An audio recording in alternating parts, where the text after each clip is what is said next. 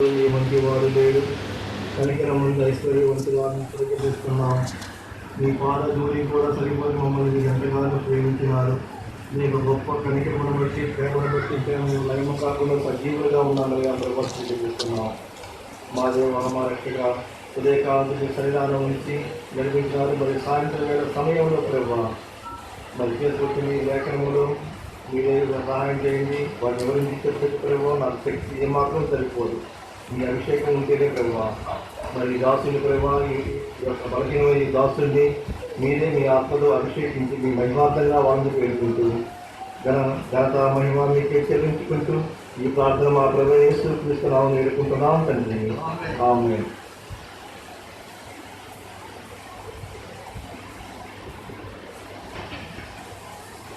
ఇంతవరకు మనం చూసిన భాగం అంతా కూడా పౌలు రెండు విషయాల మీద కంపారిజన్ చేస్తూ ఉన్నాడు.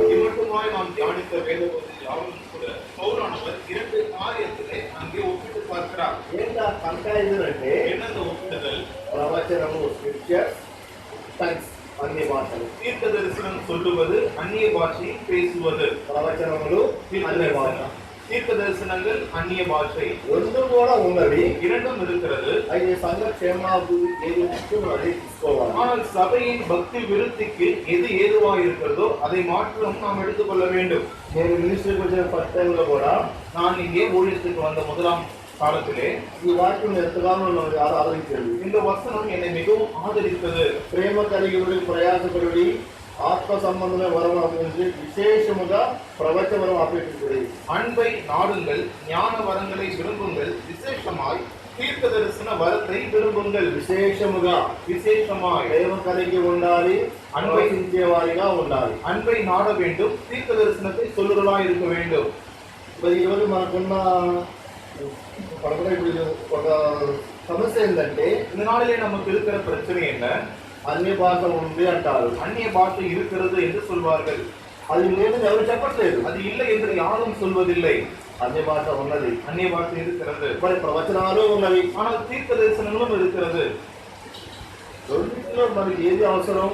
இரண்டிலே நமக்கு எது அவசியம் అది మనం తీసుకోవాలి. அதைதான் நாம் எடுத்துக்கொள்ள வேண்டும். కంపారిజన్ జరుగుతూ ఉన్నది. இங்கே ஒப்பிடுதல் நடந்து கொண்டிருக்கிறது. పౌలుగా రెండింటిని కంపారిజన్ చేసి చెప్తూ ఉన్నాడు. பவுல் இரண்டையும் அங்கே ஒப்பிட்டு பார்த்து நமக்கு விவரித்து சொல்லுகிறார். ఒక పక్క ప్రవచనాలు, ஒரு பக்கம் தீர்க்க ఒక தரிசனம், పక్క భాషలు. ஒரு பக்கம் அந்நிய பாஷை. మనం ఈ రెండింటికి మనకి కంపారిజన్ చేద్దాం. మనం இந்த இரண்டிற்கும் இப்போது நாம் ஒப்பிட்டு பார்க்கலாம்.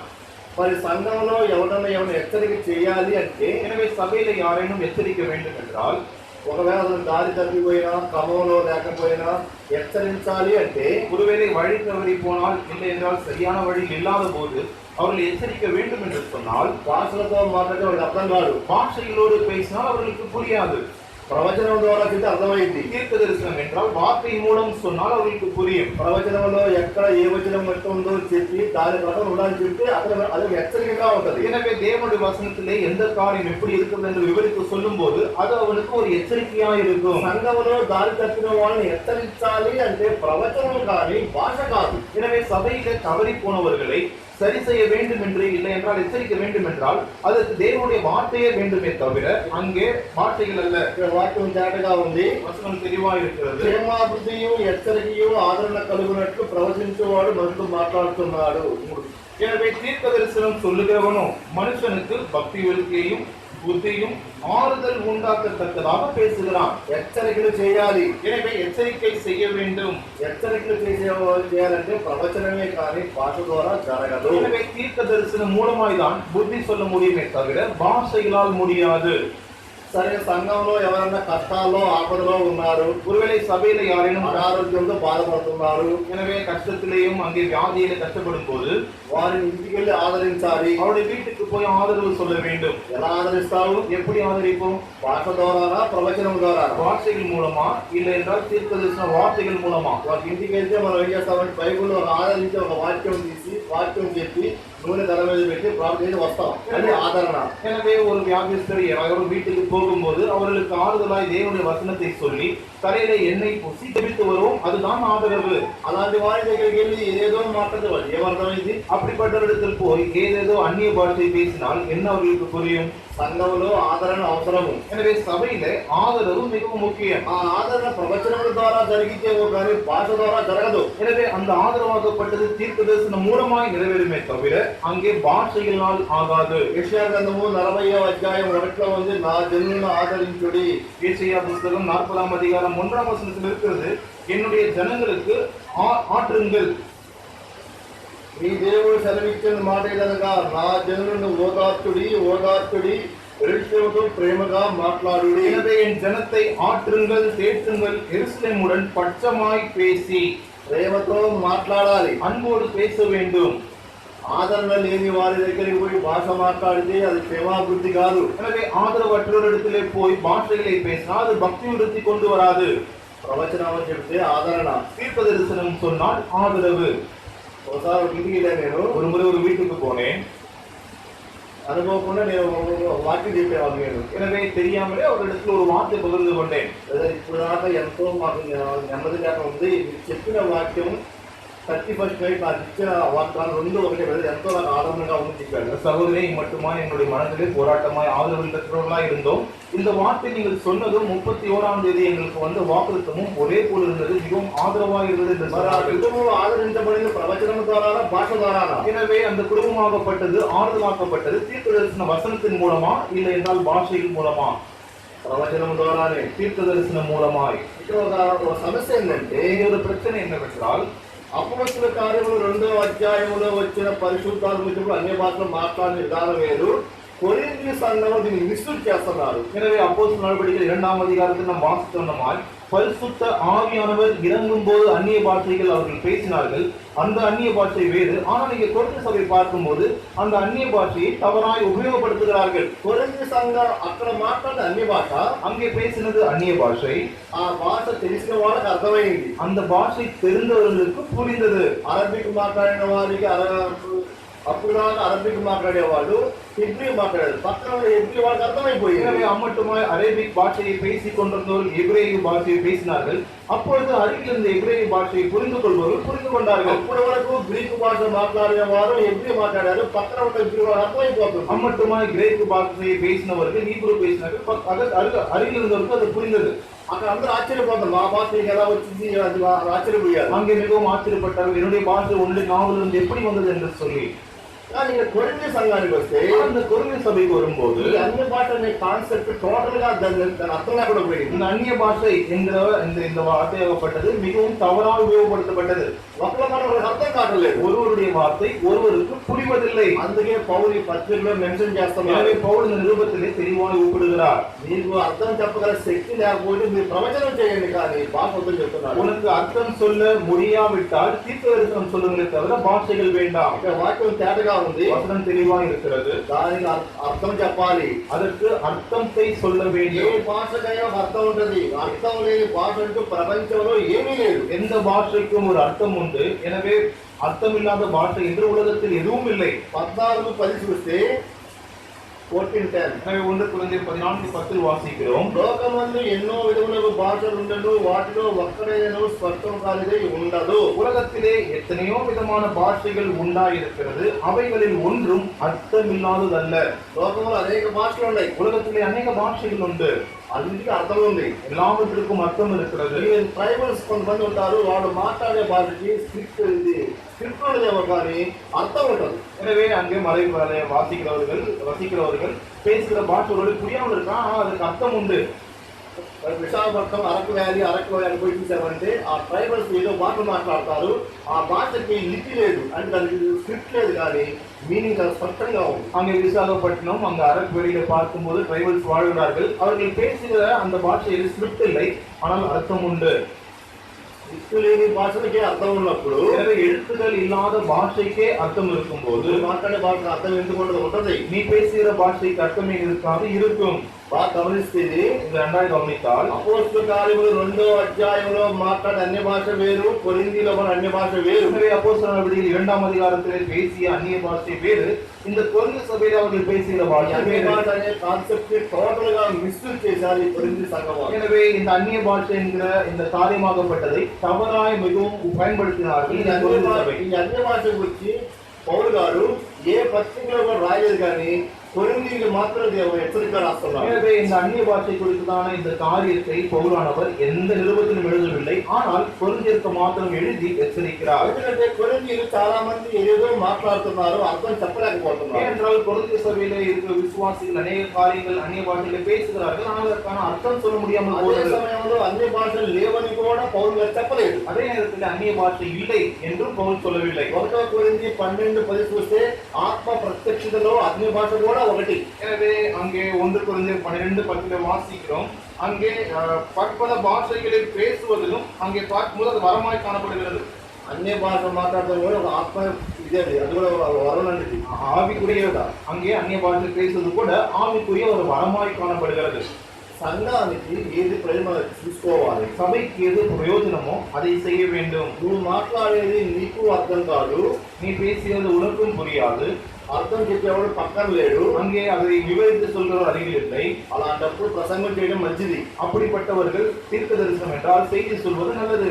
ఈ రోజుల్లో ఈ అన్ని భాష అనే కాన్సెప్ట్ ద్వారా క్రైస్తవులు సమాజంలో ఎగతాళిగా మిగిలిపోయారు. இந்த நாளிலே இந்த அந்நிய பாஷை என்ற காரியத்தின் மூலமாய் பார்க்கும்போது கிறிஸ்துவர் அநேக இடத்திலே ஒரு கேலி கூட்டாய் மாறி போயிருக்கிறார்கள். చెన్నై వచ్చినప్పుడు జీకేఎం కాలనీ ఒక హౌస్ రెంట్కి వెళ్ళాను. அங்கே நான் சென்னைக்கு வந்த புதிதிலே ஜிகேஎம் காலனியில ஒரு வீட்டுக்கு வாடகைக்கு போயிருந்தேன். వాళ్ళు హిందువులు, அவர்கள் இந்துக்கள். వాళ్ళు ఒకే మాట అడిగారు, ஒரே வார்த்தை கேட்டார்கள், మీరు పెద్దది కలుస్తారా అల్లు అని చెప్పేసి. நீங்கள் சத்தமா அல்லேலியா என்று கத்துவீர்களா என்று கேட்டார்கள். మేము వాళ్ళు ఇవ్వని చెప్పారు. அப்படியா இருந்தால் நாங்கள் வீடு கொடுக்க மாட்டோம் என்று சொன்னார்கள். సో ఇది అన్ని ముందు ఒక ఎగతాళిగా మిగిలిపోయింది. எனவே இது அந்நியருக்கு முன்பதாக ஒரு கேலியாய் மீதியாக இருக்கிறது. సంఘానికి ప్రయోజనం ప్రవచనాలు, சபைக்கு மிகவும் பிரயோஜனமானது தீர்க்க தரிசனம். సంఘం క్షేమాభివృద్ధి ఎప్పుడు జరిగింది? பக்தி விருத்தி சபை எப்பொழுது அடையும்? నూతన ఆత్మలతో నింపినప్పుడే. புதிதான ஆத்துமாக்களால் நிறையும் போது. మరి నూతన ఆత్మలు రావాలంటే భాషలా ప్రవచనమా? எனவே புதிதான ஆத்துமாக்கள் சபையிலே சேர்க்கப்பட வேண்டும், வர வேண்டும் என்று சொன்னால் தீர்க்க தரிசனமா பாஷைகளா? ఓపెన్ ఏరియాకి పోయి అన్ని భాషలు మాట్లాడితే ఒక్క ఆత్మ కూడా రాదు, ప్రవచనం ఇస్తే వస్తాయేమో. நீ தெரு பிரசங்க ஊழியத்துக்கு போய் அந்நிய பாஷைகளை பேசினால் ஒரு ஆத்துமா கூட வராது, ஆனால் தீர்க்க தரிசன வார்த்தைகள் சொல்லும் போது வரலாம். సంఘ క్షేమాభివృద్ధికి ప్రవచనములే కావాలి, కానీ భాషలు అవసరం లేదు. சபையினுடைய பக்தி விருத்திக்கு தீர்க்க தரிசன வார்த்தைகளே வேண்டுமே தவிர அந்நிய பாஷை தேவையில்லை. అన్య భాష అంటే அந்நிய பாஷை నీకు என்றால் తెలియని ఏ భాష అన్య భాషే. உனக்கு தெரியாத எந்த பாஷையானாலும் சரி அது அந்நிய பாஷை. ఆ రోజుల్లో దేవుడు ఎందుకు ఆ వరం ఇచ్చాడు వారికి? அந்நாட்களிலே தேவன் எதற்காக அந்த வரத்தை கொடுத்தார்? వారు అనేక స్థలాలకు పోయి సువార్త ప్రకటించాలి. அவர்கள் அநேக இடத்துக்கு போய் சுவிசேஷத்தை அறிவிக்க வேண்டும். అక్కడ పోయి అక్కడ భాష నేర్చుకుని ప్రకటించే సమయానికి చాలా కాలం అయింది కాబట్టి అప్పుడే వాళ్ళకి ఆ భాష మనకి వరం ఇచ్చాడు దేవుడు. எனவே அந்த இடத்துக்கு போய் பாஷைகளை கற்றுக்கொண்டு அங்கே சுவிசேஷத்தை அறிவிப்பதற்கு அநேக நாட்கள் ஆகும் என்பதனாலே தேவன் ஒரு ஆவிக்குரிய வரமாய் இந்த பாஷைகளை பேசுகிற தன்மையை கொடுத்தார். పేతురుకి వచ్చింది రెండు భాషలు, అరామిక్ భాష వచ్చు, హెబ్రీ వచ్చు. பேதுருக்கு தெரிந்தது 2 பாஷை, அராமிக், எபிரேயு. అయితే ఆయా స్థలాలకు వెళ్ళినప్పుడు, ஆனால் அந்தந்த இடத்துக்கு போகும்போது కొన్నేళ్ళు ఇంటికి పోయినప్పుడు రోమీ భాష మాట్లాడారంటారు పేతురు గారు. அங்கே பேதுருவானவர் அங்க பார்க்கும்போது கொர்நேலியு அவருடைய வீட்டுக்கு போகும்போது ரோமிய பாஷையை பேசினாராம். అలాగని రోమన్ లాంగ్వేజ్ పేతురు నేర్చుకోలేదు. எனவே இந்த ரோமிய பாஷையை பேதுரு தனியாய் கற்றுக்கொள்ளவில்லை. ప్రతి భాషకి అర్థం ఉంది, எல்லா பாஷைகளுக்கும் அர்த்தம் உண்டு. అనేక భాషల వారు కూర్చొని మాట్లాడుతున్నప్పుడు పక్కన అర్థమైతే వారు తమిళ మాట్లాడుతూ అర్థమైపోయింది. அநேக பாஷைகளை பேசுவர்கள் பார்க்கும்போது அங்கே அவர்கள் தமிழ் பேசுகிறார்களா மலையாளம் பேசுகிறாரா என்று பரிகளுக்கு தெரிந்துவிடும். ఇక 14:7 చూస్తే 14:7 వచనం, పిల్లలలోని వీణ నిర్జీవమైన వస్తువులు, నిర్జీవం అంటే జీవం లేని వస్తువులు, నిర్జీవ వస్తువులు వారు ఇచ్చినప్పుడు స్వరంలో భేదము కలుగజేయని ఎడల పూజినదేదో మిగిలినదేదో ఎలా తెలియను? அப்படியே புல்லாங்குழல், சுரமண்டலம் முதலாகிய சத்தமிடுகிற உயிரில்லாத வாத்தியங்கள் தொனிக்கையில் வித்தியாசம் காட்டாவிட்டால் குழலாலே ஊதப்படுகிறதும் சுரமண்டலத்தாலே வாசிக்கப்படுவதும் என்னதென்று எப்படி தெரியும்? ఇక్కడ ఒక సహోదరుడు కీబోర్డు వాయిస్తున్నాడు, ఒక సహోదరుడు తబలా పడుతున్నాడు, గిటార్ వాయిస్తున్నాడు, కానీ వినేవాడు ఐడెంటిఫై చేయగలరు. ఆ సౌండ్ వచ్చి ఫ్రూట్ సౌండ్ అని చెప్పి మన వైపు చేయగలం మనం. எனவே இங்க பார்க்கும்போது ஒரு சபையில பார்க்கும்போது கீபோர்டு வாசிக்கிறார்கள், கிட்டார் வாசிக்கிறார்கள், தபலா வாசிக்கிறார்கள். அங்கே அமர்ந்து கேட்பவர்கள் எந்த சத்தம் எதனுடையது என்று நன்றாய் புரிந்து கொள்ள முடியும். அது ஃப்ளூட் சவுண்டா గిటార్ సౌండ్ అనేది మనకు అర్థమైపోయింది. அது புல்லாங்குழலா கிட்டாரா என்று தெரிந்துவிடும். నిర్జీవమైన వస్తువు నుంచి వచ్చే యొక్క శబ్దం అంత తేడా మనం గుర్తించినప్పుడు, எனவே உயிரில்லாத அந்த வாத்தியத்திலிருந்து வருகிற அந்த சத்தத்தையே நாம் கண்டு கொள்ளும் போது జీవం గల నోట్లోకి వచ్చే భాషకు అర్థం ఉండదా? మరి உயிருள்ள ஜீவனுடைய வாயிலிருந்து வருகிற பாஷைகளுக்கு அர்த்தம் இருக்காதா? చేయలేమా? அதை நாம் கண்டுபிடிக்க முடியாதா? సంఘ క్షేమాభివృద్ధికి ప్రవచనమే, భాష కాదు. சபையினுடைய பக்தி விருத்திக்கு பார்க்கும்போது பாஷைகள் அல்ல, தீர்க்க தரிசனமே. సంఘములో ఆదరించాలంటే ప్రవచనమే, భాష కాదు. சபை ஆதரிக்கப்பட வேண்டும் என்றால் தீர்க்க தரிசனம் தான், பாஷைகள் அல்ல. పాత నిబంధన మాట చెప్పాడు, பழைய ஏற்பாட்டில் ஒரு வார்த்தை ఆ சொன்னார், జనులందరూ ప్రవక్తలుగా ఉండాలని కోరుకున్నాడు దేవుడు. என் ஜனங்கள் யாவரும் கூட தீர்க்க தரிசனங்களாய் இருக்க வேண்டும் என்று தேவன் வாஞ்சித்தார். అంటే ప్రవచించే వారు ఉండాలని కోరుకున్నాడు. என்றால் தீர்க்க தரிசனம் சொல்லுவர்களாய் இருக்க வேண்டும் என்று வாஞ்சித்தார். సంఖ్యాకాండము 11వ అధ్యాయం 29వ వచనము, ఆ జనులందరూ. என்னாகமம் 11ஆம் அதிகாரம் 28ஆம் வசனத்தில் வாசிக்கிறோம். 29ஆம் வசனம், ఆ జనులందరూ அங்கே வாசிக்கிறோம், கர்த்தருடைய ஜனங்கள் எல்லாரும் தீர்க்க தரிசனம் சொல்லத்தக்கதாக. ఆ జనులందరూ భాష చెప్పాడేమా? என் ஜனங்கள் எல்லாரும் பாஷைகள் பேச வேண்டும் என்று சொன்னாரா? ఆ జనులందరూ ప్రవక్తలు ప్రవచించే వారిగా ఉండవలేను. என் ஜனங்கள் யாவரும் தீர்க்க தரிசனம் சொல்லுவர்களாய் இருக்க வேண்டும் என்று வாஞ்சித்தார். అంతేకాని భాషలో మాట్లాడాలని తప్పలేదు ఆయన. என்றுதான் சொன்னாரே தவிர பாஷைகள் பேச வேண்டும் என்று சொல்லவில்லை. మరొక ప్రవచనం ఏంటంటే, மற்றொரு தீர்க்க தரிசனம் என்ன? ఈ అన్య భాష కాన్సెప్ట్ అనేది పాత నిబంధనలో ఎక్కడ మనకు కనిపించదు. இந்த అన్య భాషயாகப்பட்டது பார்க்கும்போது பழைய ஏற்பாட்டிலே எங்கும் தென்படாது. కొత్త నిబంధనలో కూడా, புதிய ஏற்பாட்டிலும் கூட అపోస్తల కార్యములు 2వ అధ్యాయంలో కూడా ఇది లేదు. ఇది எனவே அப்போஸ்தலர் நடபடிகள் 2ஆம் அதிகாரம் மட்டுமாய் கூட இது இல்லை. దేవుడు ఆ వరం ఇచ్చిన ఉద్దేశం వేరు, தேவன் அந்த வரத்தை கொடுத்த நோக்கம் வேறு. అది పక్కన పెట్టేశారు. அது பக்கத்தில் வைத்து விட்டார்கள். ఇప్పుడు వాళ్ళ దృష్టిలో అటు వాళ్ళు ఏమనుకుంటున్నారంటే, எனவே ఇప్పుడు அவர் என்ன நினைக்கிறார்கள் என்றால், వాళ్ళ వ్యక్తి మీద పరిశుద్ధాత్మ వచ్చారని గుర్తు ఏంటంటే అన్య భాష మాట్లాడితేనే ఆత్మతో నింపడం అనుకుంటున్నారు. எனவே ஒரு மனிதன் அங்கே அந்நிய பாஷை பேசும்போதுதான் பரிசுத்த ஆவியினாலே நிரப்பப்பட்டிருக்கிறான் என்று ஒரு குறிப்பாக அதை மாற்றிவிட்டார்கள். రాంగ్. அது முற்றிலும் தவறானது. ఆ యవ్వనస్తుల మీద ఆత్మను కుమ్మరించదను, వారు ప్రవచించదరు. எனவே வாலிபர்கள் மேலே என் ஆவியை ஊற்றுவேன், அவர்கள் தீர்க்க தரிசனத்தை சொல்வார்கள். యోవేలు గ్రంథము 3వ అధ్యాయం 28. யோவேல் புத்தகம் 3ஆம் அதிகாரம் 28ஆம் வசனத்தில் அதை வாசிக்கிறோம். யோவேல் 3ஆம் அதிகாரம் 28ஆம் வசனம்.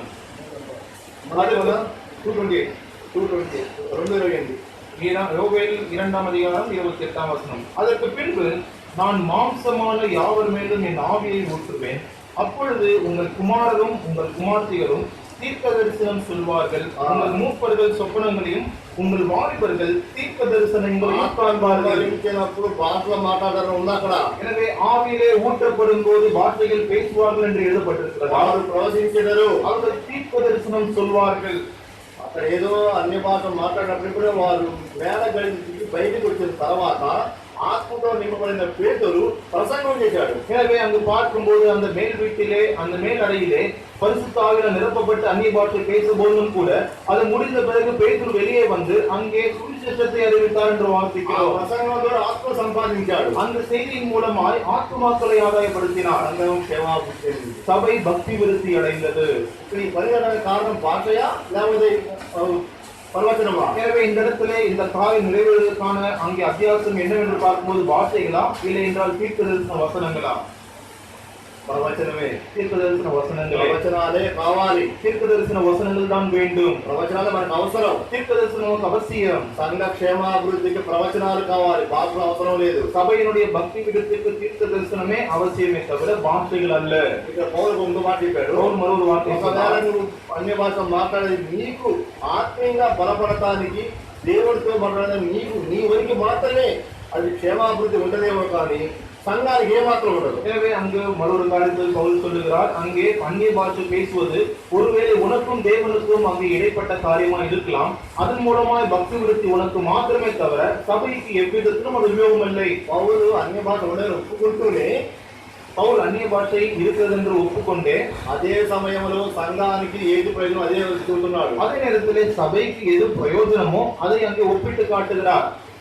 చూసుకుందాం. மூன்றாவது காரியம், అందరికీ ప్రయోజనకరంగా ఉండాలి అంటే எல்லோருக்கும் பிரயோஜனமா இருக்க வேண்டும் என்று சொன்னால் ప్రవచనాలు కావాలా, భాష కావాలా? தீர்க்க தரிசனங்கள் வேண்டுமா, பாஷைகள் வேண்டுமா? 1 కొరింథీ 12:7 చూడండి. 1 కొరింథీయர் 12వ அதிகாரம் 7వ వచనం. ఆత్మ ప్రత్యక్షత అందరికీ ప్రయోజనకరంగా ఉండాలి. எனவே ஆவியினுடைய அனுக்கிரகம் அவனவனுடைய பிரயோஜனத்துக்கென்று அளிக்கப்பட்டிருக்கிறது.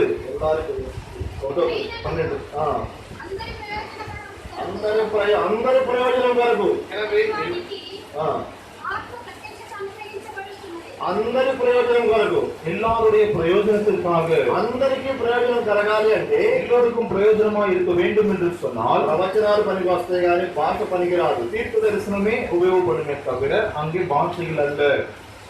మరి యోసేపులో ఉన్న కృపావరం భాష మాట్లాడేది కాదు, ప్రవచనాలు చెప్పే కృపావరం అది. எனவே யோசேப்புக்குள்ளாக இருந்த கிருபை வரமாகப்பட்டது பாஷைகள் பேசுகிற கிருபை வரம் அல்ல, தீர்க்க தரிசனம் சொல்லுகிற வரம். ఆ కృపావరం ఏంటంటే ఆ కళలకు అర్థం చెబుతాడు. அந்த கிருபை வரம் என்னவென்று சொன்னால் கனவுகளுக்கு சொப்பனங்களுக்கு அர்த்தத்தை கூறுவார். ఆ కృపావరం ఆ ఆత్మ ప్రత్యక్షత ద్వారా అనేకులకు ప్రయోజనకరంగా మారాడు. அந்த கிருபையின் வரத்தின் மூலமாய் அநேகருக்கு பிரயோஜனமாய் மாறினார். కరువు కాలంలో ఎవరు చనిపోకుండా కాపాడాడు. பஞ்சகாலத்தில் யாரும் மதிக்காமல் காப்பாற்றப்பட்டார்கள். దేని ద్వారా? எதன் மூலமாய்? ప్రవచనమా, భాష? தீர்க்க தரிசனமா, பாஷையா? ప్రవచనం ద్వారానే. தீர்க்க தரிசனம் மூலமாய்.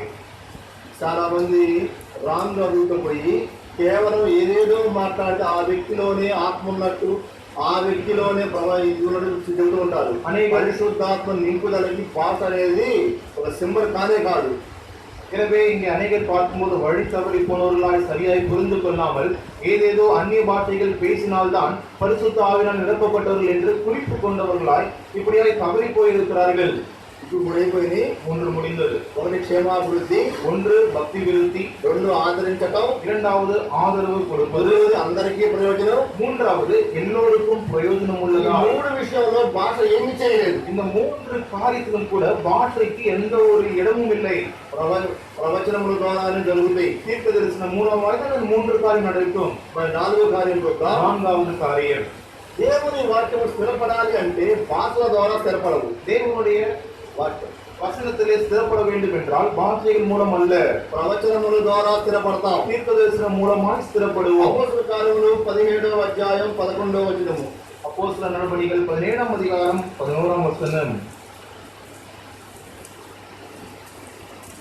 அந்த பட்டணத்தார் மனோவாஞ்சையாய் வசனத்தை ஏற்றுக்கொண்டு காரியங்கள் இப்படி இருக்கிறதா என்று தினந்தோறும் வேத வாக்கியங்களை ஆராய்ந்து பார்த்ததினால் தெசலோனிக்கேயில் உள்ளவர்களை காட்டிலும் நற்குணசாலிகளாய் இருந்தார்கள். ప్రవచనాలు, లేఖనాలు పరిశోధించి దేవుని వాక్యాన్ని స్థిరపరిచారు. எனவே வசனங்களை ஏற்றுக்கொண்டு அதை அனுதினமும் அங்கே தியானித்து அதிலே வேரூன்றி இருந்தார்கள். భాషను పరిశోధించరా, பாஷைகளை பரிசோதிக்கவில்லை. దేవుని వాక్యము స్థిరపడాలి అంటే தேவனுடைய வசனத்திலே ஸ்திரப்பட வேண்டும் என்று சொன்னால், వాక్యమును మనం స్థిరపడాలి అంటే வசனத்திலே நாம் ஸ்திரப்பட வேண்டும் என்றால் ప్రవచనాలు, భాష కాదు, தீர்க்க தரிசனங்களே தவிர வார்த்தைகள் அல்ல. చాలా మంది రాంగ్ కాన్సెప్ట్ వెళ్తూ ఉన్నారు. அநேகர் தவறான ஒரு வழியிலே போய் கொண்டிருக்கிறார்கள். మరి ఆ పెంతుకోస్తు సంఘంలో ఏం శక్తి నాకు అర్థం కాలేదు కానీ ఎక్కడితో ఆరంభిస్తారు. 1-2 నెలల్లో 60 అయిపోతున్నారు. அங்கே பெந்தகோஸ்து சபையிலே என்ன காரியம் என்று எனக்கும் புரியவில்லை. 2-3 பேரோட சபையை ஆரம்பிக்கிறார்கள். ஆனால் உடனே 60-70 மாறிவிடுகிறது. బాపట్ల దగ్గర నరసాపాలెం అని మా గ్రామం ఉందండి. பாப்பட்லா என்ற இடத்துல எனக்கு எங்களுடைய கிராமம் ஒன்று இருக்கிறது. ఆ గ్రామంలో బస్సింగారు సంఘం ఉంది. 60 మందికి ఎక్కువ రారు. அந்த அந்த கிராமத்தில் பார்க்கும்போது பக்தர்களுடைய சபை இருக்கிறது. 60 பேரை காட்டிலும் அதிகமாக யாரும் வருவதில்லை. మరి పెంతుకోస్తు ఆయన ఎక్కడి నుంచో వచ్చాడు. ஆனால் பெந்தகோஸ்து சபை யாரோ எங்கிருந்தோ வந்தார். సంఘం స్థాపించాడు, சபை ஸ்தாபித்தார், 3 స్థాపించాడు. 3 பேரோடு ஸ்தாபித்தார். 2 నెలల్లోనే 100 మంది అయిపోయారు. 2 மாதத்திலேயே 100 பேர் ஆகிவிட்டது. అమ్మ ఏముంది మీకు వాక్యం చెబుతారంటే நான் கேட்டேன், அம்மா உங்களுக்கு என்ன இருக்கிறது, வசனத்தை போதிப்பார்கள் என்று கேட்டால், డాక్టర్ గారు 5 నిమిషాలు చెప్పి ప్రార్థించవలసి వల్ల అందరికీ ఆత్మ చేసింది. அந்த சகோதரன் 5 நிமிடம் பேசினால் போதும் உடனே எல்லோரும் மேலும் ஆவி வந்துவிடும். ఒకసారి నేను దూరం నుండి చూస్తా ఉన్నాను. ஒரு முறை நான் தூரமாய் நின்று கொண்டு பார்த்து கொண்டிருந்தேன். ఇద్దరు ఎగురుతున్నారు. ఈ పక్క ఆ పక్క, ఈ పక్క ఆ పక్క. ஆத்ம வச்சுன்னு சொல்லிட்டு அதே வந்துட்டு பிள்ளைகள் குதித்துக் கொண்டிருந்தார்கள், ஆவி வந்து விட்டது சொல்லி இங்கும் அங்குமாய். ஆமா, மேலத்தை கூத்து கூட அத்தங்காரிக்கே போயிடுச்சு. என்னுடைய அத்தை தாய் மாமனுடைய மகள் கூட அந்த சபைக்கு தான் போவார். அక్కడ போய் திருப்பி ஏன் கூட்டு தப்பா போய் எப்படியா அடி பண்ணதா கையினாலே மிகவும் சத்தமாய் தட்டுவார். ஆனா கொடுத்து இட்டு ரெண்டு பாபு ராசுக்குண்டா வருது. அப்படியே அடித்து கொண்டு வீட்டுக்கு வந்து కోర్సులో ఆత్మ వచ్చిందంట. ఆత్మ వచ్చినప్పుడు ప్రసంగం చేయి సాక్ష్యం చెప్పు కానీ తపాలని కూడా ఇంటికి వెళ్ళుకోవాలి వస్తుంది. அப்படியாய் ஆவி வரும்போது பிரசங்கம் செய், சாட்சியை பகிர்ந்து கொள், வீட்டுக்கு வந்து இப்படியாய் தைலம் பூசிக்கொண்டால் చాలా మంది నాకు ఒక ఆటగా అయిపోయిందేమో కానీ అనేక ఎందుకంటే కాసేపు 5 నిమిషాలు ఒక్కసారి ఉంటుంది, కాసేపు ఈ యొక్క భాష మాట్లాడి బయటకు వచ్చేస్తున్నారు. எனவே அங்கு பார்க்கும்போது 5 நிமிடம் தான் தேவனுடைய வார்த்தையை தியானிக்கிறார்கள், உடனே அந்நிய வார்த்தையை பேசுகிறார்கள், பரிசுத்த ஆவியானவர் இறங்கி விட்டார் என்று சொல்லி இப்படியாய் சத்திக் கொண்டு உடனே அவர்கள் வெளியே வந்துள்ளார்கள். அங்கே பாஸ்ட் பார்க்கும்போது மிகவும் கர்வமாக சொல்லிக் கொள்கிறார். சாதாரண ராங் கான்செப்ட் ராங் லைசன்ஸ் கொடுப்பதற்கு இது ஒரு மார்க்கம் எண்ணுக்கொண்டார். எனவே சாத்தான் தெரிந்து கொண்ட காரியங்களிலே தவறாய் மனிதர்களை வழிநடத்தும் காரியத்தில் முதலாவதாக நாம் தெரிந்து கொண்ட காரியம் இந்த காரியம் తప్పుడు బోధకి ఒక బేసిక్ ఉంటుంది. ఆ ఫౌండేషన్ ఒక సంఘం ఏర్పడ్డాయి. எனவே தவறான உபதேசத்திலே அங்கே சில ஸ்தாபனம் இருக்கும், அதன் மூலமாய் அநேக சபைகள் விருத்தியானது. సెవెంత్ డే అడ్వెంచర్ ఏంటంటే శనివారమే మాకు ముఖ్యమని చెప్పి ఆ రాంగ్ కాన్సెప్ట్ మీద ఒక సంఘం ఏర్పడింది. కొన్ని వందల మంది వెళ్ళిపోయారు. அங்கே செவன்த் டே அட்வென்டிஸ்ட் என்ற சபை ஒன்று இருக்கிறது. அங்கே பார்க்கும்போது சனிக்கிழமை தான் ஓய்வு நாள் என்று பிரதானமாய் அவர்கள் கொடுப்பார்கள்.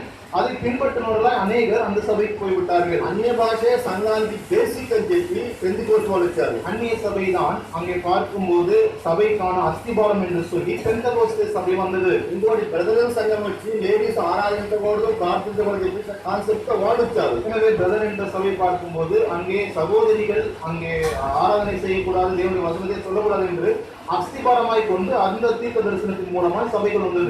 మన నిలబడిన ఈ పునాది చాలా ఇరువైనది, ఇది నిజమైనది, సత్యంలో நாம் நின்று கொண்டிருக்கிற இந்த தரிசனமாகப்பட்டது, இந்த அஸ்திபாரமாகப்பட்டது மிகவும் உறுதியானதாய் தீர்க்க தரிசனமாய் உண்மையாய் இருக்கிற காரியம் నుంచి మనం తొలగిపోకూడదు. இதிலிருந்து நாம் விலகி போக கூடாது. అన్య భాష ద్వారా క్షేమాభివృద్ధి జరగదు. அந்நிய பாஷை மூலமாய் பக்தி விருத்தி நடக்காது, ఆదరణ జరగదు, ஆதரவு கிடைக்காது, అందరికీ ప్రయోజనం ఉండదు, எல்லோருக்கும் பிரயோஜனம் இருக்காது, దేవుని వాక్యంలో స్థిరపడలేవు, தேவனுடைய வசனத்தை நீ உறுதிப்பட முடியாது. ప్రవచనము ద్వారా ఈ 4 సాధ్యమే. ஆனால் தீர்க்க தரிசனம் மூலமா இந்த 4 காரியமும் சாத்தியமே. పౌలు గారు 2 అంశాన్ని పక్కన పెట్టి కంపారిజన్ చేస్తూ ఉన్నారు. எனவே பவுல் 2 காரியத்தில் பக்கத்தில் வைத்து அங்கே ஒப்பிட்டு சொல்லுகிறார். ఈ కొరింథీ సంఘం వాళ్ళు చాలా మూర్ఖంగా ఉన్నారు. ஆனால் இந்த கொரிந்தி சபையில் இருக்கிறவர்கள் மிகவும் மூர்க்கமாய் வெளிப்படுகிறார்கள். వారికి చాలా జ్ఞానంతో తెలివిగా వాళ్ళని హెచ్చరిక చేస్తున్నాడు. அங்கே மிகவும் ஞானமாய் அங்கே பவுலானவர் அந்த கொரிந்தி சபையில் இருக்கிற விசுவாசிகளுக்கு எச்சரிக்கை இருக்கிறார். 5వ పాయింట్ వద్దాం. 5வது காரியம் భవిష్యత్తు తెలుసుకోవాలి, ఫ్యూచర్. அங்கே வருங்காலத்தை தெரிந்து கொள்ள வேண்டும். బైబిల్ ద్వారా ప్రవచనములు ధ్యానించి భవిష్యత్తు చెప్పవచ్చు కానీ భాషల ద్వారా చెప్పలేదు. எனவே தேவனுடைய வசனத்தை தியானித்து தீர்க்க தரிசனங்கள் சொல்லலாமே தவிர பாஷைகள் மூலமா சொல்ல முடியாது. ప్రవచనములు ధ్యానిస్తే భవిష్యత్తు చెప్పగలం. தீர்க்க தரிசனங்களை வசனங்களை தியானித்தால் அங்கே வரப்போகிற காரியத்தை குறித்து விவரித்து சொல்லலாம். భాషల ద్వారా సాధ్యపడదు, பாஷைகள் மூலமாய் முடியாது. ఈ రోజు ఉదయం పూట నేను విలువాకుండా వాక్యం చెప్పారు. இந்த நாளிலும் கூட அங்க விநியோக சபையிலே செய்தியை பகிர்ந்து கொண்டேன். మనందరం కూడా நம்ம எல்லோரும் கூட పుట్టక ముందే పేరు పెట్టబడిన వారము, ఏర్పరచబడిన వారము. பிறப்பிற்கு முன்பதாகவே பெயர் சூட்டப்பட்டவர்கள், தெரிந்து கொள்ளப்பட்டவர்கள். ఒక చిన్న ఉదాహరణ మీకు చూపిస్తాను. ஒரு சிறிய உதாரணத்தை காட்டுகிறேன். 1వ రాజుల గ్రంథము 13వ అధ్యాయము 2వ వచనం చూడండి అందరూ. 1 ராஜாக்கள் 13ஆம் அதிகாரம் 2ஆம் வசனம். 1 ராஜாக்கள் 13ஆம் அதிகாரம் మంచి భాగం. దావీదు సంతతిలో యోషియా పుట్టును. இதோ தாவீதின் வம்சத்தில் யோசியா என்னும் பேருள்ள ஒரு குமாரன் பிறப்பான். అర్థం చేసుకోండి, அந்த வார்த்தையை கோடிட்டுக் கொள்ளுங்கள். యెరొబాము విగ్రహ ఆరాధన చేస్తున్నాడు. அங்கே யெரொபா பார்க்கும்போது அங்கே விக்கிரக ஆராதனை செய்கிறான். భయంకర విగ్రహాలు పెట్టాడు. అక్కడ பயங்கரமான விக்கிரகங்களை வைத்தான். ఆ గోడలు చేయించాడు. அங்கே மாட்டுக்குட்டி கண்ணுக்குட்டியை செய்தான். దానికి యాజకుని పెట్టాడు. அதற்கு ஆசாரியனை வைத்தான். దేవుడి కోపం వచ్చింది. தேவனுக்கு கோபம் வந்தது. విగ్రహాలను పడగొట్టి యాజకులు చనిపోయే వాడిని పుట్టించబోతున్నాను. అతని పేరు కూడా చెప్పాడు. మీరు పెట్ట అతని పేరు నేనే చెప్పాను. இந்த விக்கிரகங்களை வீழ்த்தி அங்கே அழிக்க போகிறவன் அங்கே பிறக்க போகிறான். இதற்கான பெயரும் கூட நானே சூட்டுகிறேன். அவனுடைய பெயர் யோசியா. అట్లే ఉండండి.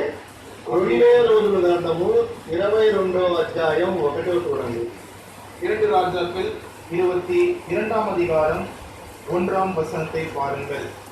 యోషియా ఎలా ఆరంభించినప్పుడు 8 ఏళ్ల గలవాడై, బాగా గమనించండి, అక్కడ చెప్పిన వాడు ఇక్కడ పుట్టాడు. అంటే ఈ మధ్యలో 10 మంది రాజులు அதிகாரம் చేశారు. எனவே யோசியா ராஜாவாகிற போது 8 வயதாய் இருந்து 11ஆம் வருஷம் என்றால் அங்கே யோசியா ராஜாவாக பதவி ஏற்பதற்கு முன்பதாக ஏறத்தாழ 10 ராஜாக்கள் இருந்தார்கள். అతను చేసిన పని ఏంది? அவர்கள் செய்த வேலை என்ன? అక్కడ చెప్పిన పని ఇక్కడ చేశాడు ఆయన. அங்கு சொன்ன வேலையை இங்கு செய்து முடித்தார். 2వ రాజులు 23:6 చూస్తే ఆ విగ్రహాలు మొత్తాన్ని పడగొట్టి ఆ యాజకులందరినీ కాల్ చేశాడు. 2 ராஜாக்கள் 23:6ஆம் வசனத்தை வாசிக்கும் போது விக்கிரகத்தை கர்த்தருடைய ஆலயத்திலிருந்து புறம்பே தள்ளி அகற்றி அதை சுட்டெரித்து,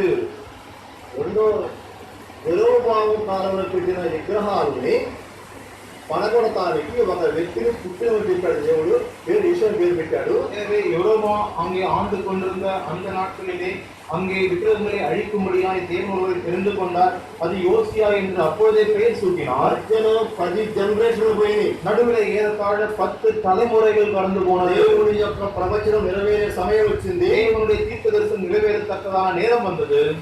ఒక రాజు పుట్టాడు. ஒரு ராஜா వాళ్ళ பிறந்தார். తల్లిదండ్రులు కూడా తెలియదు. వాళ్ళకి తెలియకుండా పెట్టేశాడు. அவர்களுடைய தாய் தகப்பனு கூட தெரியாது. தெரியாமலே அந்த பெயரை சூட்டி விட்டார்கள். ఆ పేరు ఇలాకన్నా ముందు దేవుడు పెట్టాడు. ஆனால் அந்த பெயராகப்பட்டது தேவனேரும் முன்பதாக சூட்டி விட்டார். ఈ చెన్నిటిని పడగొట్టే వాళ్ళు నేను శిక్షించబోతున్నాను. இவை எல்லாவற்றையும் அழிக்க போறவனை நான் பிறப்பிக்க போகிறேன். నేను బైబిల్ ధ్యానం ఆశ్చర్యంగా ఉంటుంది. வேதத்தை தியானிக்கும் போதும் ஆச்சரியமா இருக்கு. బైబిల్లో కొంతమంది వ్యక్తులు దేవుడు పుట్టక ముందే ఏర్పరచుకున్నారు. வேதத்திலே சில நபர்களை பார்க்கும்போது தேவன் பிறப்பதற்கு முன்பதாகவே ஏற்படுத்தி கொண்டார். యెషయా 44:28లో కోరేషుని ముందుగా ఇంకా పుట్టలేదు. కోరేషు యొక్క తాతగారు ఇంకా పుట్టలేదంట. எனவே ஏசாயா புத்தகம் 44 வாசிக்கிறோம். கோரேஸ் என்ற பெயர் அங்கே பதிவிடப்பட்டது. அங்கே பார்க்கும்போது அது பதிவிடும் போது கோரேசனுடைய தாத்தா கூட பிறக்கவில்லையாம். కోరేషే ఇల్లును దేవాలయం కట్టుకోవలసి శాసనం పాటించాడు. అది ఇత్తడి ప్లేట్ మీద ఉన్నది. ఆ శాసనం ఈ రోజు కూడా బ్రిటిష్ మ్యూజియం లో ఉంది. எனவே அங்கே கோரேஸ் எழுதப்பட்ட அந்த தகடில் எழுதப்பட்ட காரியம் இப்பொழுதும் கூட பிரிட்டிஷ் மியூசியம்ல வைக்கப்பட்டிருக்கிறது. అందరూ కోరేషు యోషియా ఎవరు? எனவே இந்த கோரேசும் யோசியாவும் யார்? పుట్టక ముందే దేవుడి చేత పేరు పెట్టబడిన వారు, పిలువబడిన వారు. பிறப்பதற்கு முன்பதாகவே தேவன் மூலமாய் பெயர் சூட்டப்பட்டவர்கள், அழைக்கப்பட்டவர்கள். ఈ ప్రవచనం మనకు అర్థం కావాలి అంటే వాక్యం తెలిస్తే భాష ద్వారా అర్థమైద్దా? இந்த தீர்க்க தரிசனமாகப்பட்டது நமக்கு புரிய வேண்டும் என்றால் இந்த வசனமாகப்பட்டது தீர்க்க தரிசனம் மூலமாயே புரியுமே தவிர பாஷையின் மூலம் அல்ல.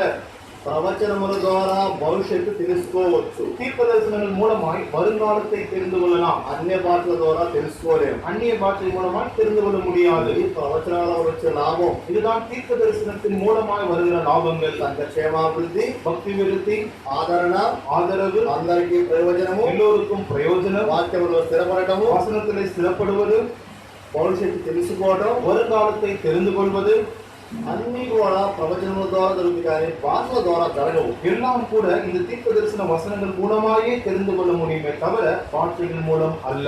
ప్రభు నామం హెచ్చింపబడాలి అంటే ప్రవచనము ద్వారానే కానీ భాష ద్వారా కాదు. கர்த்தருடைய நாமம் உயர்த்தப்பட வேண்டும் என்று சொன்னால் தீர்க்க தரிசன வசனங்கள் மூலமாயே தவிர பாஷைகள் மூலம் அல்ல. మరి ప్రకటన 19:10 ఏంటంటే క్రీస్తుని గూర్చిన సాక్ష్యం ప్రవచనాసారమని చెప్పమన్నాడు కానీ భాషను చెప్పలేదు. అక్కడ வெளிப்பட்ட நிமிஷம் 19:10 வாசிக்கிறோம். அங்கே கிறிஸ்துவை கொடுத்ததான சாட்சி தீர்க்க தரிசனமாய் அறிவியுங்கள் என்று எழுதப்பட்டிருக்கிறது தவிர பாஷையாய் அறிவியுங்கள் என்று எழுதப்படவில்லை. క్రీస్తు నామము హెచ్చింపబడాలి అంటే கிறிஸ்துவின் நாமம் மேன்மைப்பட வேண்டும் என்று சொன்னால் భాషల ద్వారా జరగదు, பாஷைகள் மூலமா நடக்காது, ప్రవచనముల ద్వారా జరుగుతుంది. தீர்க்க தரிசனம் மூலமாய் நடக்கும். ఇవన్నీ కూడా ప్రవచనాలకే సాధ్యం, భాషలకు సాధ్యం కాదు. இவை எல்லாம் கூட தீர்க்க தரிசனம் மூலமாய் தான் சாத்தியமே தவிர பாஷைகள் மூலம் சாத்தியம் அல்ல. కాబట్టి సంఘానికి కావాల్సింది ఏం కావాలి? మనకి ప్రవచనాలు కావాలా, భాషలు కావాలా? எனவே சபைக்கு தேவையானது என்ன? தீர்க்க தரிசனமா பாஷைகளா? ప్రవచనాలే కావాలి. தீர்க்க தரிசனமே வேண்டும். మరి ప్రవచనాలు ఎక్కడి నుండి వస్తాయి? మనకి தீர்க்க தரிசனம் எங்கிருந்து வரும்? యోయేలు గ్రంథంలో ఏం చూస్తే ఆత్మతో నింపబడినప్పుడు వచ్చే ప్రవచనములు. யோவேல் 2ஆம் அதிகாரம் 28ஆம் வசனத்தில் வாசிக்கும் போது பார்க்கிறோம், ஆவியினாலே நிரப்பப்படும் போது அங்கே வருகிற தரிசனங்கள்.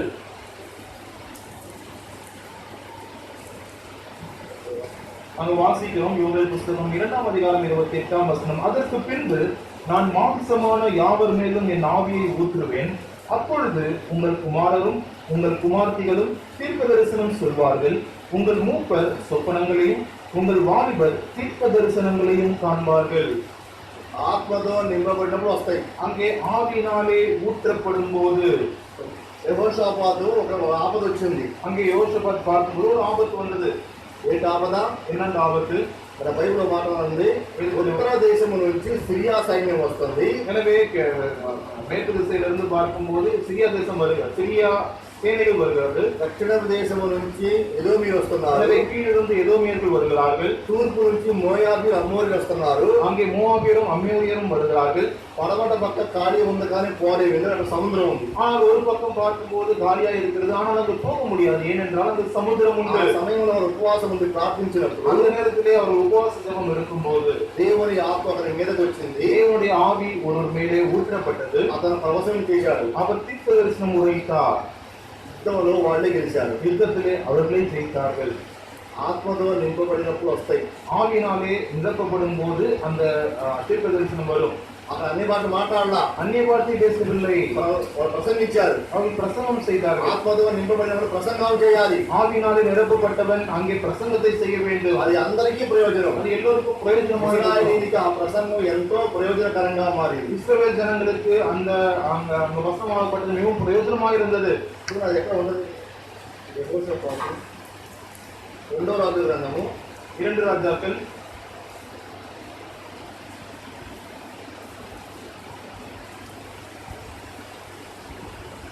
యెహోషాపాతు కాలంలో యుద్ధానికి వచ్చినప్పుడు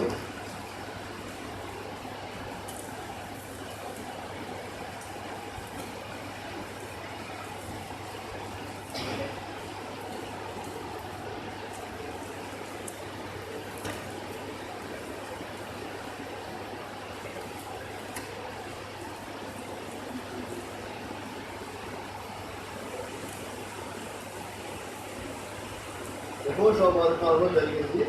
అతని మీద ఆత్మచెప్పుడు ఆయన ప్రసంగం చేశాడు.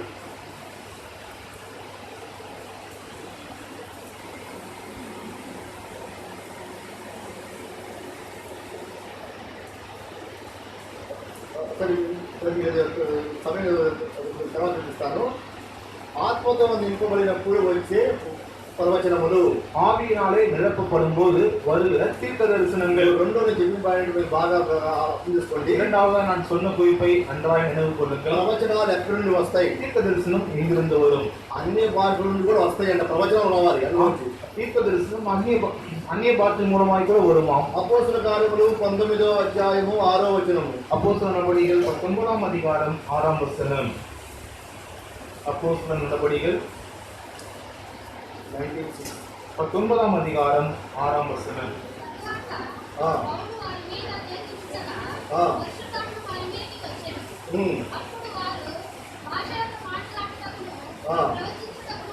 మన బాగా గమనించండి. భాషలతో మాట్లాడుతూ ప్రవచనం కూడా ఉంది కదా. அங்கு நாம் అంటే కొంతమంది భాషలతో మాట్లాడుతూ అప్పుడు పక్కన ఉన్నాడు. எனவே அங்கு நாம் வாசிக்கிறோம், அங்கே பரிசுத்த ஆவியானவர் அவர்கள் மேல் வந்தார், அப்பொழுது அவர்கள் அந்நிய பாஷைகளை பேசி தீர்க்க தரிசனம் சொன்னார்கள் என்றால், பாஷை பேசும்போது அதை குறித்து விவரித்து சொல்பவர்கள் அருகிலே இருந்தார்கள். తేటగా ఉంది, தெளிவாக இருக்கிறது. వారు అన్య భాష మాట్లాడారు, அவர்கள் அந்நிய பாஷை பேசினார்கள், దానికి అర్థం చెప్పేవాళ్ళు పక్కనే ఉన్నారు. அதற்கு அர்த்தம் சொல்லுகிறவர்கள் அருகிலே இருந்தார்கள். అన్య భాషలో మాట్లాడి ప్రవశించింది. அவர்கள் அந்நிய பாஷையை பேசி தீர்க்க தரிசனம் உரைத்தார்கள். అదే పౌలు గారు అన్నాడు, அதான் பவுல் சொல்லுகிறார், అర్థం చెప్పడానికి శక్తి ఉంటేనే మాట్లాడు, దానికన్నా ప్రవచించబడుతున్నాడు. அதற்கான அர்த்தத்தை சொல்ல முடிந்தால் அந்நிய பாஷையை பேசலாம், இல்லை என்றால் தீர்க்க தரிசனமே சிறந்தது. అర్థం చెప్పేవాడు నువ్వన్నా చెప్పు, చెప్పేవాడు పక్కన ఉండాలి. அர்த்தம் சொல்லுவது நீயாயும் சொல்ல வேண்டும், இல்லை என்றால் அதை அர்த்தம் சொல்லுகிறவர்கள் அருகில் இருக்க வேண்டும். చెప్పేవాడికి నీకు తెలియదు, சொல்லுகிற உனக்கும் தெரியாது, వినేవాడికి తెలియదు, கேட்பவருக்கும் தெரியாது.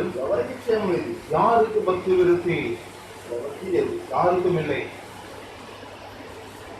అపోస్తల కార్యములు 2వ అధ్యాయంలో అన్య భాష వేరు, ఇది వేరు. அப்போஸ்தலர் நடவடிக்கைகள் 2ஆம் அதிகாரத்திலே குறிப்பிடப்பட்ட அந்நிய பாஷை வேறு, இந்த கொரிந்திய சபையில காணப்படுற அந்நிய అక్కడ பாஷை வேறு. మాట్లాడిన భాషకు అర్థం ఉంది, చెప్పేవాడు పక్కన ఉండాలి. அங்கே பேசுகிற பாஷையிலே புரிந்து கொண்டவர்கள் என்றால் அங்கே அர்த்தம் சொல்வது அருகில் இருந்தார்கள், அங்கே அர்த்தமும் இருந்தது. వాటి కొరింథీ సంఘంలో మాట్లాడే మాటలకు అర్థం లేదు, చెప్పేవాడు పక్కన లేదు. அந்த கொரிந்து சபையில பேசுகிற அந்நிய பாஷைக்கான அர்த்தமும் இல்லை, அதற்கு அர்த்தம் சொல்லுகிறவர் அருகிலும் இல்லை.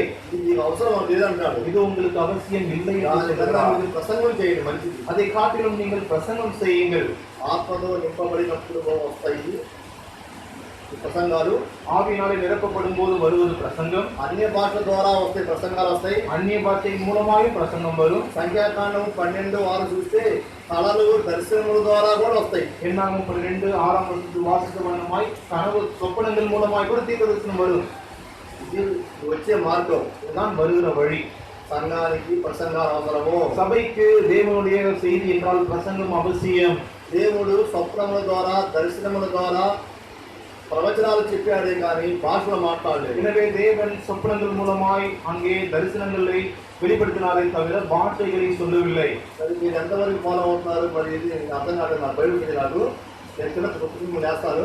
வேதாராய்ச்சி என்பதனாலே மட்டுமாய் நீங்கள் என்னை தொடர்ந்து புரிந்து கொள்ள தெரியவில்லை. గతంలో ఈ క్వశ్చన్ మీకు వేశారు. எனவே சிறிய கேள்வி, முன்பதாக இந்த கேள்வி கேட்டிருக்கிறேன். బైబిల్లో కలగన్న వ్యక్తి ఎవరు? మొట్టమొదటిసారిగా வேதத்திலே முதலாவது சொப்பனம் கண்டவர் யார்? మొదట కలగన్న వ్యక్తి ఎవరు? முதலாவது சொப்பனம் கண்டவர் అభిమేలెక్. ఈ పక్కన చెప్పండి, ఇది పక్క అభిమేలెక్. அபிமெலேக் முதலாவது சொப்பனம் கண்டவன். ఇక్కడ ఈ ప్రవచనాలు కూడా தீர்க்க தரிசனம் கூட కళల ద్వారా స్వప్నాల ద్వారా వస్తాయి. சொப்பனங்கள் மூலமாய் வருமே தவிர అన్య భాషల నుండి వస్తాయి. அந்நிய பாஷையின் மூலமாய் கூட வரும், ఆత్మ ద్వారా వస్తాయి. ஆவி மூலமாய் வரும். పాత నిబంధనలో ఎక్కడ మనకి అన్య భాష అనే మాట మనకు ముందు లేదు. మనకి பழைய ஏற்பாட்டில் அந்நிய பாஷை என்கிற வார்த்தை எங்கும் இல்லை. అపోస్తల కార్యంలో వచ్చే అన్య భాష కూడా ఇలాంటిది కాదు. அப்போஸ்தலர் நடவடிக்கையிலே வருகிற அந்நிய பாஷை கூட அப்படிப்பட்டதல்ல.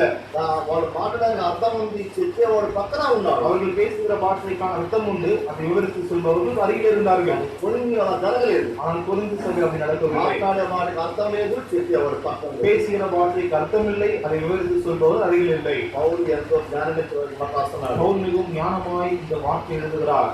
ఇది బట్టి మనకి ఏమర్థమైందంటే நிமித்தமாய் நாம் புரிந்து கொண்டது என்ன? ట్రాన్స్లేట్ చేసేవాడు పక్కన ఉండాలి. அங்கே டிரான்ஸ்லேட் பண்ணுகிறவர்கள் அருகில் இருக்க வேண்டும். ఇప్పుడు నాకు లేకపోతే నాకు ఏమైంది? இப்பொழுது இவர் அருகில் இல்லை என்றால் என்ன ஆகும்? మీరు నాకు పరదేశులుగా ఉండాలి. நீங்கள் எனக்கு பரதேசிகளாக నా మాట మీకు இருப்பீர்கள். అర్థం కావు. உங்களுடைய வார்த்தை உங்களுக்கு అదే புரியாது. వాక్యం తేటగా ఉంది. அதே வசனம் தெளிவாக అర్థం இருக்கிறது. చెప్పేవాడు పక్కన లేకపోతే నేను వారికి పరదేశిగా ఉందును. எனவே அங்கே అర్థத்தை వివరిத்து சொல்பவர்கள் அருகில் இல்லை என்றால் நான் அவர்களுக்கு பரதேசிகளாக இருப்பேன். చంద్రకాంత్ నా పక్కన లేకపోతే இப்போ சந்திரகாந்த் அருகில் இல்லை என்றால் నేను మీకు పరదేశిగా ఉంటాను. நான் பேசுவது உங்களுக்கு பரதேசி போல இருக்கும். నా ప్రసంగం వల్ల ఎవ్వరికి నా భాష వల్ల ఎవరికి లాభం ఉండదు. எனவே இந்த பிரசங்கத்தின் மூலமா இந்த பாஷை தெரியாதவர்களுக்கு லாபம் இருக்காது. చేసేవాళ్ళు పక్కన ఉండాలి. எனவே அதை விவரித்து சொல்பவர்கள் அருகில் இருக்க வேண்டும். ఈ కొరింథీ సంఘము கொரிந்து సభையிலே ఆరంభంలో కూడా అపోలో వాడిని పౌలు వాడిని అని చెప్పి సంఘాలు విడిపోయారు. ஆரம்பத்திலும் கூட நான் அப்போலோவை சேர்ந்தவன், நான் பவுலை சேர்ந்தவன் என்று அங்கே பிரிந்து போனார்கள். పౌలు వారిని మరలా సమాధానపరిచి మరలా గతపరిచాడు. பவுல் அவர்களை மறுமாய் சமாதானப்படுத்தி மறுபடியும் ஒன்று சேர்த்தார். నేనెవరు పౌలు ఎవరు అందరం క్రీస్తు వారిని అని అందరూ ఐక్యపరిచాడు. நான் யார், பவுல் யார், எல்லோரும் கிறிஸ்துவை உடையவர்கள் அல்லவா என்று சொல்லி அங்கே ஐக்கியப்படுத்தினார். కొంతకాలం అలా జరిగింది. கொஞ்ச நாட்கள் அப்படியே நடந்தது. వెంటనే మరలా వచ్చింది.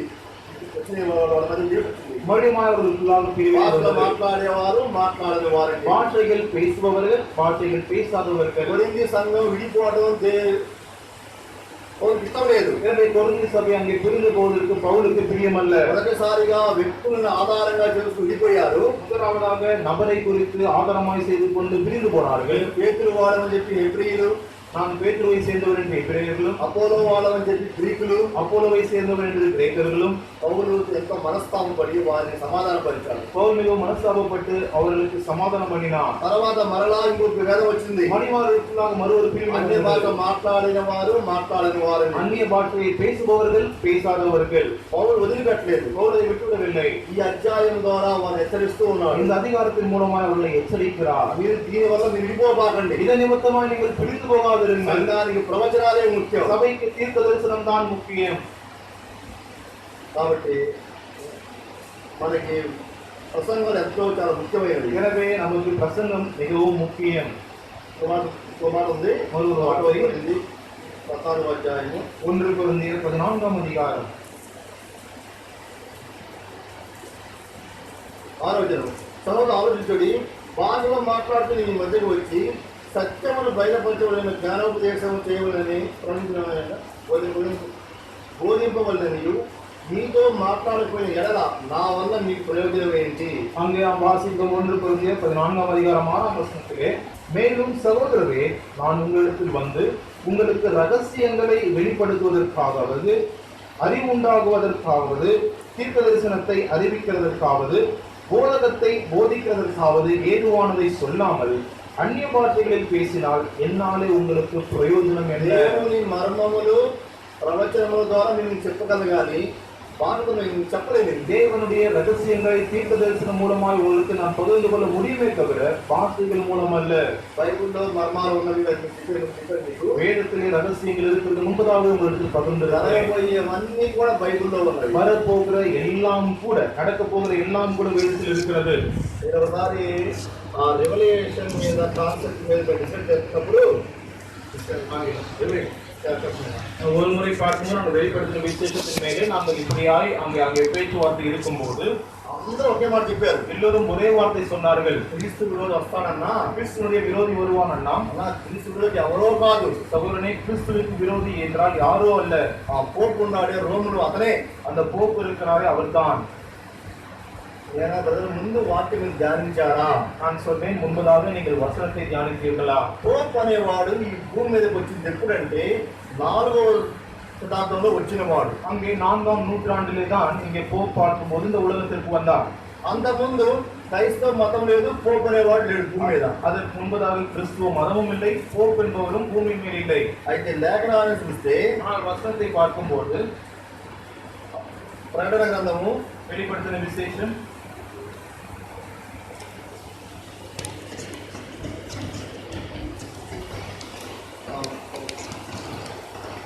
ప్రకటన గ్రంథము 17వ అధ్యాయము 8వ వచనము. வெளிப்படுத்தின விசேஷம் 17ஆம் அதிகாரம் 8ஆம் வசனம். పూర్వమున మర్మము నేను తెలియదును, నువ్వు చూచిన ఆ మృగము ఉండెను, ఇప్పుడు లేదు, అయితే అది అగాధంలో నుండి పైకి వచ్చును.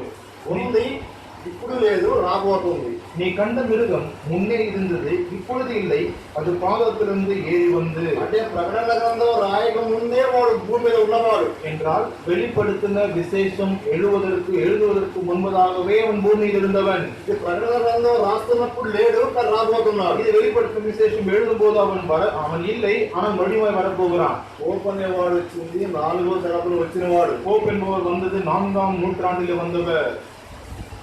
సంబంధం లేకుండా చెబుతూ ఉంటారు. எனவே சம்பந்தம் இல்லாமல் சொல்வார்கள். ప్రకటన గ్రంథంలో కూడా ఒకటి ఉంది, வெளிப்படுத்தின விசேஷம் கூட உண்டு. దాని గ్రంథం ఉంది, దానియేలు గ్రంథం. தானியேல் புத்தகத்திலும் கூட ஒன்று இருக்கிறது. అతను ఉత్తర దేశం నుంచి వస్తాడు. அவர் பார்க்கும்போது மேற்கு தேசத்திலிருந்து வருவார். ఇజ్రాయెల్ దేశానికి ఉత్తరాన ఉన్న దేశం ఏంటంటే సిరియా దేశం. எனவே இஸ்ரவேல் தேசத்திற்கு அங்கே மேற்கில் இருக்கிற தேசம் என்ன என்று பார்க்கும்போது சிரியா தேசம். వాక్యం తేటగా ఉంది, வசனம் தெளிவா இருக்கிறது. అతను సంధి చేస్తాడు, సమాధానపరుస్తున్నాడు. அவன் சமாதானப்படுத்துகிறான். అంటే గతంలో వారికి శత్రుత్వం ఉంది என்றால் முன்பதாக அவர்களுக்குள்ளாக ஒரு பகை இருக்கிறது. ఇజ్రాయెల్ కొంత శత్రు దేశం ఏదంటే ప్రపంచంలో సిరియా దేశమే. எனவே இஸ்ரவேல் தேசத்துக்கு இருக்கிற சத்ரு யார் என்று சொல்லும்போது சிரியா தேசம்தான். గతంలో శత్రుత్వం ఉంది, సమాధానపరుస్తాడు. கடந்த நாட்களிலே அவர்களுக்குள்ளாக பகை இருந்தது, அவர்களை சமாதானப்படுத்துவார். దానియేలు గ్రంథము 11వ అధ్యాయం 15 నుండి ఉత్తర దేశము రాజు వచ్చి పట్టణం పట్టుకొనును. தானியேல் புத்தகம் 11ஆம் அதிகாரம் 15ஆம் வசனத்தில் வாசிக்கும்போது வடதிசை ராஜா வந்து, ఉత్తర దేశం అనేది అశూరు దేశం అని చెప్పి బైబిల్లో మరొకసారి రాయబడింది. வடதிசையின் ராஜா என்றால் வடதிசையானது என்ன தேசம் என்றால் అశూరు సిరియా. சிரியா தேசம் என்று எழுதப்பட்டிருக்கிறது. కింద చూస్తే అతడు సంధి చేసి 23 అతడు సంధి చేసి చేయను మోసపుచ్చును. 23ஆம் வசனத்தில் பார்க்கும்போது அவன் அந்நாட்களிலே சம்பந்தம் பண்ணின நாட்கள். ఇజ్రాయేలుకి ఉన్న శత్రువు సిరియానే, దాంతో సమాధానపరుస్తాడు. இஸ்ரவேல் தேசத்திற்கு இருக்கிற சத்ரு யார் என்று சொன்னால் சிரியா தேசம். அவர்களோடு அவன் சம்பந்தம் என்றால் அங்கே சமாதானப்படுத்துவான். ఇతని గుణలక్షణాలు అన్ని పరిశోధించినప్పుడు இவருடைய குணாதிசயங்கள் எல்லாம் ஆராய்ந்து பார்க்கும்போது సిరియా నుంచే రావాలి. சிரியா தேசத்திலிருந்து தான் வர வேண்டும், పోప్ కాదు. போப் அல்ல. అందుకే లేఖనాలని చాలా జాగ్రత్తగా పరిశోధించాలి. எனவே தேவனுடைய வசனத்தை மிகவும் ஆராய்ந்து பார்க்க ఇంకో வேண்டும். మాట కూడా ఉంది. மற்றொரு வார்த்தை உண்டு. తన పితరులు ఎరగని దేవతలు వాడు పూజిస్తాడు. అంటే పితరులు ఎరగని దేవతలు అంటే బహు దేవతలు పూజించేవారు వాళ్ళ పితరులు. అంటే వాడు సంఘం నుంచి రావట్లేదు என்றால் அவர்கள் முற்பிதாக்களுக்கு அங்கே பூஜிக்கிற தேவர்கள் என்று சொல்லும் போது அது சபையில் இருக்கிறவர்கள் அல்ல. ఆయన పితరులు ఎరగని దేవతలు పూజిస్తున్నారు.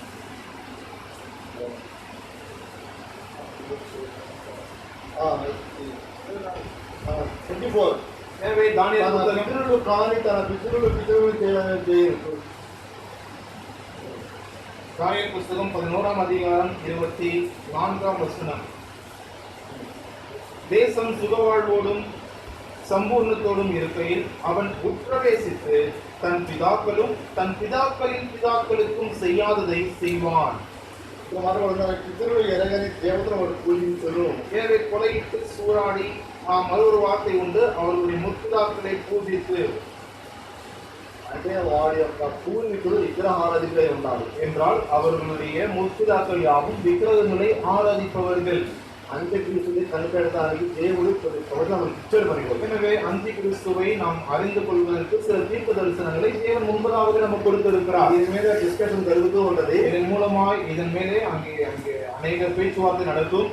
అప్పుడు వాళ్ళు అంటారు ఒక రమ్మంటారు. அங்கே இப்படியாக என்னை ஒரு முறை கூட வர சொல்லி அழைக்கிறார்கள். ఎందుకంటే ఒకసారి ఎప్పుడు పోప్ అని చెప్పారు. పోప్ ఎట్లా మాట్లాడారు. நான் ஒரு முறை இப்படியா அவர்கள் போப் என்று சொல்லிக் கொண்டே இருக்கிறார்கள் என்று சொல்லி ஒரு முறை அவரோடு போய் எங்கே வேதத்திலே குறிப்பிடப்பட்டது என்று நான் இந்த காரியங்களெல்லாம் எடுத்து காட்டினேன். దానియేలు గ్రంథం ధ్యానిస్తేనే మనకు అర్థం అవుతుంది. அதனால்தான் சொல்லப்பட்டது தானியேல் புத்தகத்தை நாம் ஆராய்ந்து பார்த்தால்தான் அங்கே வெளிப்படுத்தின விஷயம் புரியும். మర్మాలు ప్రవచనముల ద్వారా తెలుసుకోవాలి కానీ భాషల ద్వారా తెలుసుకోవాలి. இந்த ரகசியங்கள் எல்லாம் கூட அங்கே தீர்க்கதரிசனம் மூலமாகவே தெரிந்து கொள்ள முடியுமே தவிர பாஷைகள் மூலம் முடியாது.